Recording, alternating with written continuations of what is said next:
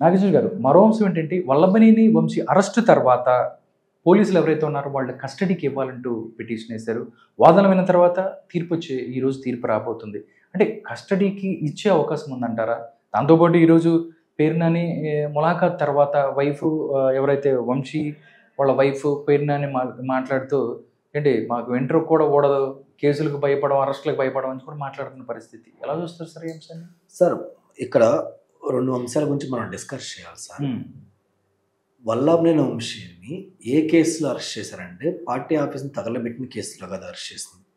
ఒక దళిత బిడ్డని కిడ్నాప్ చేసి కోర్టులో తప్పుడు వాంగ్మూలం ఇప్పించి కేసు వాపస్ తీసుకున్నందుకు ఇతన్ని అరెస్ట్ చేశారు. ఇతను మహాత్మా గాంధీ కాదు కదా, లేదు జవహర్లాల్ నెహ్రూ కాదు, వల్లభాయ్ పటేల్ కాదు, ఇంకోటి కాదు సార్. దళితుల మీద కిడ్నాప్ కేసు మీద జైలుకి వెళ్ళి అతన్ని కలిసి రావడం అంటే మామూలు విషయం కాదు. అఫ్ కోర్స్ అంటే వాళ్ళ పార్టీకి ఎన్ని సహజాలు లేండి. ఇంకోటి ఏంటంటే వీళ్ళు ఏం చెప్తున్నారంటే ఏదైతే గన్నవరం టీడీపీ పార్టీ కార్యాలయం, అది ఎవరి పార్టీ కార్యాలయమైనా కార్యాలయం మీద దాడికి వెళ్ళటం తప్పు. అది ఏ పార్టీ అయినా పార్టీలకు అతీతంగా మనం ఖండించాలి. వీళ్ళు ఏమంటారు కాదు మా పార్టీ ఆఫీస్ మీద కూడా గొడవ వచ్చి ఇచ్చేసారు అన్నప్పుడు ఏ రోజన్నా వాళ్ళ అధికారంలో ఉన్న ఫుటేజ్ బయట పెట్టారండి? ఫుటేజ్ బయట పెట్టింది లేదు. అదేంటంటే వంశీ తగలబెట్టలేదు, వంశీ లేదు అంటారు. అంటే వాళ్ళ యొక్క ప్రచారం ఎటమతంగా ఉంటుందండి. అది ఇప్పుడు వల్లభనేని వంశీ వీళ్ళు మాట్లాడిన మాటలు చూద్దాం. మీరు కోర్టు దగ్గరికి వెళ్ళి నా ఇంటికి కూడా పేకలేరు, ఏం చేసుకుంటారు చేసుకుందంటే నిన్నేం చేస్తారు? నువ్వు మామూలుడిగా ఇంతకుముందు రైస్ కేసులో స్వయంగా నువ్వే చెక్కాల్సిన వాడివి, నువ్వు పారిపోయి జస్ట్ మిస్ ఈసారి తోస్తారు. కానీ నువ్వు చేసింది నువ్వు నిన్ను అరెస్ట్ చేస్తారని చెప్పి భయపడి మీ ఆవిడ పేరు పెడితే మీ ఆవిడ ఆమె జంపు అంటే అలా కాదు సార్. ఇక్కడ ఏంటంటే ఆ పేరు నాని నిజంగా నీకు భయం లేకపోతే ఆ యొక్క యార్డ్ ఏదైతే నువ్వు స్టోరేజ్ యార్డ్ ఉందో అది నీ పేరు మీద పెట్టుకోవాలి కదా. మీ ఆవిడ పేరు మీద ఎందుకు పెట్టుకున్నావు? ఆడవాళ్ళ వైపు అయితే నాకెందుకులే, ఆ కోర్టులో జైలుకి వెళ్ళినా నేను తీసుకురావచ్చు, ఇంకోటి చేయొచ్చనే కదా. అంటే ఎంత భయస్తో చూడండి. ఈ రోజు ఇతను టీడీపీతో కాంప్రమైజ్ అయ్యి ప్యాకేజీ మాట్లాడుకొని మీ జోలు రాలని మొత్తం సెట్ చేసుకున్న తర్వాత ఈరోజు ఆ కేసు అయిపోయి క్లియర్ ఇదైన తర్వాత ఎఫ్ఐఆర్ ఫైల్ అయ్యి పక్కన పెట్టిన తర్వాత బెయిల్ వచ్చిన తర్వాత ఈ రోజు వచ్చి మాట్లాడుతున్నారు నా ఎంటే పేకలేరు. మీ వెంటే పేకాల్సిన అవసరం కాంగ్రెస్ పార్టీకి కానీ కూటమి పార్టీకి కానీ అవసరం ఏముందండి? మీ ఎంటైలు బిగితో కూర్చుంటారా? మేమైతే ప్రజల కోసం పోరాటం చేయాలి, వాళ్ళ ప్రజలు మంచి చేయాలని చూస్తారు. మాకు ఈ 2 పనులు ఉండి తప్పించి మీరు మా ఎంటెకలు బేకండి, మీ ఎంటెకలు బేకాల్సిన అవసరం మాకేంటి? ఆల్రెడీ ప్రజలు పీకి 11 ఉంచారు నెత్తి మీద. ఆ ఉన్న 11 కూడా మేము బీగితే మీకేం చేస్తారు? అఫ్కోర్స్ రాబోయే ఎలక్షన్ 29 ఎలక్షన్లో కాంగ్రెస్ పార్టీ వైసీపీ కూడా ఆ 11 ఎంటెకలు కూడా మేము పీగుతాం, అదైతే పక్కాలేండి. ఇంకా పోతే సార్ జగన్మోహన్ రెడ్డి గారు జైలుకి వచ్చి అందుకంటే ముందు మనం కొడాలి నాని గురించి మాట్లాడుకోవాలి సార్. కొడాలి నాని గారిని ఒక మహిళా విలేకరి ఒక క్వశ్చన్ అడిగింది. అవును సార్ మీరు ప్రజాక్షేత్రంలో కనపట్లేదేంటి సార్ అడిగినప్పుడు అతను ఏం సమాధానం చెప్పే ముందు ఒక పని చేశాడు సార్. పక్కనే ఒక గోడ ఉంటే పోలీసు శాఖది మంచిగా వాళ్ళు క్లీన్గా పెయింట్ వేసుకొని పచ్చదనం పసుపుత అనే విధంగా ఆ గోడ ఉంచుకుంటే ఈ కొడాలి నాని ఆ పాప అడిగిన క్వశ్చన్కి ఆన్సర్ చెప్పే ముందు ఆ గోడ దగ్గరికి వెళ్ళి తుపక్కని ఆ తిన్న గుట్కా పాన్ పరాకు సంథింగ్ మొత్తం ఊసి తెల్లగోడని ఎర్ర చేశాడు. అంటే ఎలా అంటే చండాల దరిద్రం నువ్వు కోడి దగ్గర తీసుకెళ్ళావు, కనీసం అతనికి ఇంగిత జ్ఞానం లేవుదా? ఇంకోటి కూడా మీద అది ఊయకూడదని మీరు కనిపించట్లేదు ఏంటంటే చెప్తా, అది ఆన్సర్ చెప్తాను సార్. అది గుట్కా గురించి చెప్తున్నా. అరే ఆ గోడ అంత మంచిగా ఉంది, వాళ్ళు పద్ధతిగా ఉంచుకున్నారు, ఆడ ఊయకూడదు. కనీసం ఇంగిత జ్ఞానం లేనోడు తీసుకొచ్చి మీరు ఎమ్మెల్యేసి మినిస్టర్ చేస్తారు, మిమ్మల్ని ఏమనాలి సార్? ఇంకపోతే ఈయన ఏం చెప్తున్నాడంటే ప్రజలు మమ్మల్ని మా ఉద్యోగాన్ని పీకి పడేశారు కదా, ఇప్పుడు మేము ఉండి ఏం చేస్తాము అంటున్నాం. అంటే అధికారంలో ఉంటేనే ప్రజలు ఉంటారా? కాదు సార్, అది రాజకీయం అనేది ఉద్యోగం కాదు సార్, ప్రజలకు సేవ చేసే అవకాశం. అధికారం మనకు ఇంకొంచెం ఎక్కువ చేస్తాం, అధికారం లేకపోతే తక్కువ ప్రజల్లోనే ఉంటాం. ఫర్ ఎగ్జాంపుల్ అధికారంలో ఉన్నవనుకో 100కు 70 మంచి పనులు చేస్తాం, ప్రజలకు మంచి చేసి పెడతాం. అధికారం లేదు అప్పుడేం చేస్తావు? 70 కాబట్టి 10 అన్న చేస్తావు కదా, ఒక 20 అని చేస్తావు కదా. నువ్వు నువ్వు ప్రజాక్షేత్రంలో ఉండి నీ యొక్క కాన్స్టిట్యున్సీలో ఉంటా నీ యొక్క కార్యకర్తలకు కానీ నాయకులు కానీ ఏమైనా సమస్య ఉన్నా, ప్రజలకు ఏమైనా సమస్య ఉన్నా ఆడకెళ్ళి అడ్రస్ చేయాలి, అది సొల్యూషన్ వచ్చిన రాపోయినా అని వాళ్ళకి అండగా నిలబడాలనే ఇంగిత జ్ఞానం లేకుండా ఒక ప్రజా ప్రతినిధించకుండా మినిమం క్వాలిటీస్ లేకుండా నువ్వు ప్రజలు మమ్మల్ని పీకేసారి మేము అరేంజ్ చేస్తామమ్మా, ఇంట్లో వచ్చి శుభ్రంగా బోకులు దోకున్నావు లేదా బాత్రూమ్ కొడుకున్నావు అంటే ఎలా కుదిరుద్ది? నువ్వు ఆల్రెడీ ఒకసారి మినిస్టర్గా చేసావు, 2-3 సార్లు ఎమ్మెల్యేగా చేసావు కదా. నువ్వు గెలిచినా గెలపైనా ప్రజల మధ్య తిరగాలి, ప్రజల్లో ఉండాలి. ఆ రోజు పవన్ కళ్యాణ్ గారు ఎన్ని బూతులు ఎక్కావు నువ్వు? ఆయన ఓడిపోయినా కానీ ప్రజల్లో ఉన్నాడు కదా. మా శరణమ్మ పార్టీలో ఒక్కసారి మన ఎంపీగా ఓడిపోయినా ప్రజల్లో తిరుగుతుంది కదా. మరి మీరు చెప్పాల్సిన ఆన్సర్ ఏంటి? మీరు చెప్పింది అంటే జనాలు ఏ ఆన్సర్ చెప్పినా కానీ మమ్మల్ని ఏం పీకలేరు కదా. ప్రజలే కాదు, జనాలు కూడా మమ్మల్ని ఏం పీకలేరు, మా ఇంటికి కూడా పీకలేరు. మాతో ఉన్నోళ్ళు, మా యొక్క భావజాలం నచ్చిన వాళ్ళు మాతో వస్తారు, లేకపోతే చస్తారనే ధోరణిలో మాట్లాడుతున్నారు సార్ వీళ్ళు. అంతకుమించి ఏముంది?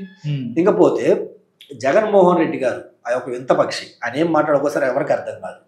ఆయన మాట్లాడితే ఏం మాట్లాడతారంటే సామాజిక వర్గంలో, చంద్రబాబు గారి సామాజిక వర్గంలో కొడాల నాని, వల్లంనేని వంశీ, దేవినేని అవినాష్ చాలా అందంగా హ్యాండ్సమ్గా ఉంటారు, అందుకని కేసులు పెట్టారు, అందుకని బహుశా కేసులు పెట్టొచ్చు, అందుకని వాళ్ళని ఎదగనేయట్లేదు అని చెప్పి ఏం చెప్తున్నాడు. ఏం అందగాళ్ళండి. ఒక ప్రజాప్రతినిధికి ఉండవలసిన క్వాలిటీస్ ఏదో తెలియనోడికి మనం ముఖ్యమంత్రి అభ్యర్థిగా ఓటేసామా? తెలియనోడిని మనం ముఖ్యమంత్రి ఎమ్మెల్యే గెలిపించామా? తెలియవాడిని మనం ప్రతిపక్ష నేత చేసామా? ఒక ఎమ్మెల్యే అభ్యర్థికి ఉండాల్సిన క్వాలిటీస్ ఏంటండి? ఎటువంటి కేసులు లేకుండా ఉండాలి, కేసులున్న ప్రజల కోసం పోరాడిన కేసులు మాత్రం ఉండాలి, ఫినాన్షియల్గా ఇంకొక చెడ్డ కేసులు ఉండకూడదు, దాంతోపాటు ప్రజలకి మంచి చేసే గుణం కావాలి, ప్రజల కోసం పోరాడే తత్వం కావాలి, అవునన్నా కాదన్నా వాళ్ళకి అండగా నిలబడి నేనున్నా అని చెప్పి ప్రజలు సేవ్ చేసుకునే నాయకత్వ లక్షణం ఉండి నువ్వు తీసుకొచ్చి ఎమ్మెల్యేనో ఎమ్మెల్సీనో ఎంపీనో ఏదో నిలబెట్టుకో, తప్పులేదు. ఇవి క్వాలిటీస్ ఉండాలి. కానీ అతను అందంగా ఉన్నాడు, ఇతను కలర్తో ఉన్నారు, ఇతను హైట్గా ఉన్నాడు, ఇతను ఇంకోటిగా ఉంటే ఎలా కుదురుతుంది సార్? ఇంకపోతే చాలా కామెడీ సార్ ఇతను మాట్లాడేది. ఇప్పుడు ఈయనకి కమ్మ సామాజిక వర్గం ఎందుకు గుర్తొచ్చింది? 2019 ఎలక్షన్ మొత్తం నానకమ్మ నువ్వు ప్రచారం చేసింది, కమ్మకి అగైనెస్ట్ గా ప్రచారం చేసింది. 24 కూడా అదే 5 సంవత్సరాల్లో అధికారంలో ఉన్నప్పుడు 5 సంవత్సరాలు నువ్వు ఎవరిని ఇబ్బందులు పెట్టావు? నీ అధికారంలో ఉన్నప్పుడు కమ్మలు మొత్తం ఇబ్బంది పెడితే వాళ్ళు ఒకటైపోతారు. ఆల్మోస్ట్ నా ఇల్లు ఇబ్బంది పెట్టావు, వాళ్ళు ఒకటైపోతుంది. రాజులు ఇబ్బంది పెట్టావు, వాళ్ళు ఒకటైపోతుంది. సార్ రెడ్లు కూడా రెడ్డికి సంబంధించిన సామాజిక వర్గం రెడ్డి సామాజిక వర్గం అయితే కొంతమంది పేర్లు చెప్తాను సార్. వేమిరెడ్డి గారు ఆయన ఒక ఫౌండేషన్ పెట్టి, అవును అనుకున్నా కదా రెడ్లు ఒక 30 మంది 40 మంది టాప్ లీడర్ రెడ్డిస్ పేరు చెప్పమంటే మనం ఆయన పేరు చెప్పవచ్చు. ఆయన గెలిచిన ఓడిన ప్రజల సేవ చేయాలని ఆయన ఒక ఫౌండేషన్ పెట్టుకొని ప్రజలుగా సేవ చేస్తుంటే అది చూసి నువ్వు ఓరవలేక ఆయన పొమ్మల్లాగా పొగబెడుతుంది. అదే జిల్లాలో ఉన్న కోటమిరెడ్డి శ్రీధర్ రెడ్డి నీతో పాటు కష్టకాలంలో నీ వెనక నడిచాడు, నీ వెనక ఒక ఎమ్మెల్యే లేకపోయినా ఆయన ముందడిగేసాడు, అపోజిషన్ లో ఉన్న నీ వెనక తిట్టావు. అప్పుడు అధికార పార్టీ వైపు ఎంత ఇదిగా ఏది నీతి నిజాయితీ క్వశ్చన్ చేశారో మనం చూసాం. అంత మాస్ లీడర్ని, అంత మంచి వ్యక్తిని అతను నీకంటే ఎక్కువ క్రేజ్ వస్తుందని పొమ్మల్లాగా నువ్వు పొగబెడుతుంది. Nandyal MP height weight personal ఉంటాడు, నీ కంటే ముందు నుంటే నువ్వు కనపట్టలేదు, కొంచెం నువ్వు కలర్ షేడ్ అవుతుందని చెప్పి అతను పొమ్మలా పొగబెడితే, అంటే ఆల్మోస్ట్ నీ సామాజిక వర్గంలో ఉన్న మంచి ప్రజలకి మంచి చేయాలి అన్న వాళ్ళందరినీ నువ్వు నీ పార్టీ నుంచి చెల్లగొట్టావు. అంటే ఇండైరెక్ట్ గా మంచి చేసే నీ సామాజిక వర్గంలో ఉండాలి, నీకు అడ్డు వస్తారు, రేపు ఇలా ముఖ్యమంత్రి అభ్యర్థి అయినా మన ఆశ్చర్యపడాల్సిన నువ్వు తొక్కేసావు కదా. అలానే నువ్వు నీ సామాజిక వర్గాన్ని నువ్వు ఎంకరేజ్ చేయాలంటే చేసావు. ఎవరిని ఎంకరేజ్ చేసావు? రేపులు చేసావు, ఎంకరేజ్ చేసావు. శాడిస్టులను ఎంకరేజ్ చేసావు, భూ కబ్జాలను ఎంకరేజ్ చేసావు, లెక్కర్ దందాలు చేసావు, ఎంకరేజ్ చేసావు. రెడ్డిస్ క్వాలిటీ ఇవ్వండి. రెడ్లు అంటే మనకి జనరల్గా ఏమనుకుంటాం, ప్రజలకు మంచి చేసేవాళ్ళు, 10 మందికి సాయం చేసావు రెడ్డి అనుకుంటాం. ఆ నైజం తీసుకొచ్చి ఇప్పుడు జనాలు ఏమనుకుంటున్నారు, అసలు రెడ్డి అనుకుంటే భూదాలు కులకజ్జీలు ఇంకోటి కూడా రెచ్చగొట్టే వాళ్ళని రెడ్డి అన్నట్టు ఈయన ప్రలోభ పెడుతుంది. అందుకని నీ సామాజిక వర్గం కూడా నేను ఎలా వేస్తుంది. ఇంకా దళిత సామాజిక వర్గం అంటావా, వాళ్ళు ఎప్పుడే లేసారు. అసలు ఏ రోజైతే అనంత బాబుని మర్డర్ చేపించావో ఆ రోజే నేను వేలేసారు. బీసీ సామాజిక వర్గం వాళ్ళకు కూడా రిజర్వేషన్ తీసేసిన వాళ్ళు నేను వేలేసారు. అంటే ఏ సామాజిక వర్గం నీతో ఉంది? సరే క్రిస్టియన్స్ ఎంతో కొంత నేను నమ్మారు, అలాంటి నమ్మిన వాళ్ళకు వాళ్ళ ల్యాండ్ కూడా నువ్వు కబ్జా చేస్తుంది కదా. అంటే ఇప్పుడు చంద్రబాబు గారు ఆ సామాజిక వర్గం అడ్డొక్క అన్నావుగా అని వాళ్ళు తొక్కుదామని చెప్పి చూస్తున్నట్టు నువ్వు చెప్తున్నావు కదా. నీ సామాజిక వర్గాన్ని నువ్వు తొక్కి పక్కన పెట్టావు కదా, దాని గురించి ఎందుకు మాట్లాడావు? వాళ్ళందరూ దేనికండి? విజయమ్మ నీకు తల్లిలే కదా. 2014లో నువ్వు ఎంపీ సీటు ఇచ్చావు కదా, 2019 నువ్వు ఎందుకు ఇవ్వాల? 2014లో ఓడిపోయింది. అసలు పార్టీ నుంచి బయటికి వెళ్ళిపోమన్నాడు. 2014లో ఓడిపోద్ది అని చెప్పి నువ్వు సీట్ ఇచ్చావు కదా. కడప ఎందుకు ఇవ్వాలి, ఆడకి తీసుకెళ్ళి ఎందుకు ఇచ్చావు? సరే ఇచ్చావు, ఓకే. మరి 2019లో ఆ సీట్ ఆమెకి ఇవ్వాలి కదా. జనరల్గా ఎవరైనా తల్లికి ఏం చెప్తారు, అమ్మ నువ్వు మన పోటీ చేసి ఓడిపోయావు, అసలు రాజకీయంలోకి వచ్చిందని నా వల్ల కదా, నువ్వు వాళ్ళ ఓటమితో రాజకీయాల నుంచి బయటకు వెళ్ళడం కరెక్ట్ కాదు, నువ్వు గెలిచి గౌరవప్రదంగా వెళ్ళమ్మా, గెలిచి నలుగురు మంచి పని చేసి ఎంపీలో మంచి పని చేసి వెళ్ళమ్మా, మనం సీఎం అవుతుందని చెప్పేసి నువ్వు చేయాల్సింది పోయి ఆమెకి ఇచ్చిన ఎంపీ సీట్ ఏదో ఆ సీట్ కూడా పీకి పక్కన పడేసి ఎవరికో పోయింది గొట్టంగాడికి అమ్ముకుంటువి, నీ పార్టీ ఫండ్ ఇచ్చినోడికి ఇత్తివి. అంటే నీ సామాజిక వర్గంలో నీ తల్లిని కూడా నువ్వు దొక్కేసావు. ఇంకపోతే శర్మిలమ్మ అవుననుకున్నా కాదనుకున్నా నీకోసం పాదయాత్ర చేసి నీకోసం కష్టపడి 2019లో నువ్వు అధికారాన్ని నువ్వెంత కష్టపడ్డావు మాకైతే తెలియదు, కానీ శర్మిల ఎంత కష్టపడతావు మనం చూసాం. పిల్లలను వదిలేసి భర్తను వదిలేసి ఎంత తిరిగిందో నీకోసం మేము చూసాం. అలాంటి శర్మిలమ్మ అధికారం రాగానే 3 నెలల కలిసి నువ్వు దూరం పెట్టడం మొదలు పెడుతుంది. సరే ఇక్కడ ఎందుకు మన తెలంగాణకి వెళ్ళి మనం కూడా పార్టీ పెట్టుకుందాం, కష్టపడదాం, అది కూడా మన ప్రజలని చెప్పి ఆడికెళ్తే అక్కడ ఉన్న నీ ఫ్రెండ్స్కి ఫోన్ చేస్తావు, నీ బినామీలకి ఫోన్ చేస్తావు, నీకు తెలిసిన కేసీఆర్ నీ దోస్తు కేసీఆర్కి ఫోన్ చేసి మమ్మల్ని ఎదగనీయొద్దు, తొక్కండి, పోలీసు ఇచ్చేయండి, డబ్బు ఎవరు డొనేషన్ ఇవ్వకుండా చేయని చెప్పి మొత్తం ఆమె అక్కడ కట్టుదిట్టం చేస్తుంది. పెట్రోల్ బాంబులు వేస్తారు వాళ్ళు అంటివి. ఇప్పుడు ఆమె అలా కాదు, ఎక్కడ పోయింది అక్కడే ఎదుర్కొందని చెప్పి మళ్ళీ bounce back to AP Congress వస్తే ఎక్కడ నువ్వు వైఎస్ఆర్కి కూడా పుట్టలేదు, అసలు నువ్వెవరో మాకు తెలియదు. అది మున్సిపల్ శర్మిలా శాస్త్రి ఎక్కలేని ఎటకారంగా రెటమాతంతో నీ సోషల్ మీడియాతో ఉపయోగించి నువ్వు తిట్లిట్టిచ్చావు. అంటే ఇండైరెక్ట్గా ఇక్కడ ఏంది అంటే నీ సామాజిక వర్గంలో ఉన్న మంచి వ్యక్తులు కూడా నువ్వు తొక్కేసావు. నీకు కావాల్సింది ఎవరు బాగుండాలంటే దుష్టులు, దుర్మార్గులు, రేపిస్టులు, లేదంటే భూ కబ్జాలు, ఇంకోటి నీ యొక్క బినామీలు, వీళ్ళు మాత్రమే బాగుండాలి, నువ్వు 1000 కోట్లు సంపాదించుకోవాలి, మంచి లక్షణాలు ఉండాలి, రాజకీయంలో ఉండకూడదు. అది ఆయన ఉద్దేశం సార్. లేదా అసలు సామాజిక వర్గం ఇప్పుడు ఎందుకు గుర్తొచ్చింది సార్? ఏ సామాజిక వర్గం ఆయనతో ఒంట్లా, ఆయన ఇప్పుడు ప్రజలు ఆయన్ని నమ్మట్లా. ఎందుకంటే నువ్వు తల్లికి చెల్లికే న్యాయం చేయనోడివి, మాకు ఎలా న్యాయం చేస్తావు?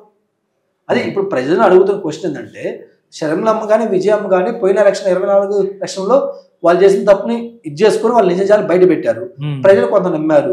ఇంక ఈ టైంలో ఏం చేసి కొన్ని పాపాలు కొన్ని చర్యలు చూసి ఆల్మోస్ట్ ప్రజలకు కూడా అర్థమైంది, ఓ ఇతను మామూలు అతను కాదులే, ఇతనికి చర్మ గీతం పాడాలి, ఆఖరి రాగం పాడాలి అని చెప్పేసి వాళ్ళు ఆఖరి రాగం పాడటానికి కూడా సిద్ధంగా ఉంటాయి. చూద్దాం సార్ ఏమవుతుందో. నాకు తెలిసి అయితే అసెంబ్లీకి అయితే సోమవారం వెళ్ళడంటారా? ఎందుకు వెళ్తాడు సార్ అసెంబ్లీకి? ఆయనకి ఏం అవసరం? మళ్ళీ శవం కోసం చూస్తూ ఉంటాడంటారా? మళ్ళీ శవం కోసం చూస్తాడు, లేదంటే చీప్ పబ్లిసిటీ ఎవరిస్తారని చూస్తుంటారు, మళ్ళీ స్కెచ్ ఎవరి మీద బురద అయ్యాలని చూస్తారు. ఇలాంటి స్కెచ్లు తెప్పించి అతనికి జెన్యున్గా అసెంబ్లీకి వెళ్దాం, పోరాడదాం, ప్రజలకు మంచి చేద్దాం అన్న లక్ష్యం ఒకటి కూడా లేదు సార్. నిన్న ఎక్కడో సోషల్ మీడియా ఒక వీడియో చూశాను సార్, మా వైఎస్ఆర్ లాగా ఈయన హావభావాలు ప్రకటిస్తూ ఆయన మాట్లాడితే ఎలా ఉంటుందో అని చెప్పి ప్రాక్టీస్ చేస్తా మాట్లాడాడు సార్. జనాలు నవ్వుకుంటున్నారు. ఏంటంటే పులిని చూసి నక్క వాత పెట్టుకున్నట్టు వ్యవహారంగా ఉంది అండి. వైఎస్ఆర్ గారు పులి, నువ్వు నక్క. నువ్వు ఆయన చూసి ఆయనలాగా నేను పంచగట్టుకుంటాను, ఆయనలాగా నేను మాట్లాడతాను, నా వాయిస్ చేంజ్ చేస్తానంటే అంటే నీ ఈ ఐపాక్ టీము ఇంత చిల్లర ఈ ఇంప్లిమెంట్ కాన్సెప్ట్ ఇస్తుంటే జనాలు ఏమైనా ఏపీ ప్రజలు ఏమో తిక్కలో చెవులు ఏమైనా పూలు పెట్టుకున్నారా? ఆ మాత్రం అర్థం చేసుకోలేరా? కనీసం ఆ మాత్రం జ్ఞానం లేకుండా కూడా నువ్వు పార్టీ రన్ చేస్తున్నావు, నేనేమనుకోవాలి ఇంకా.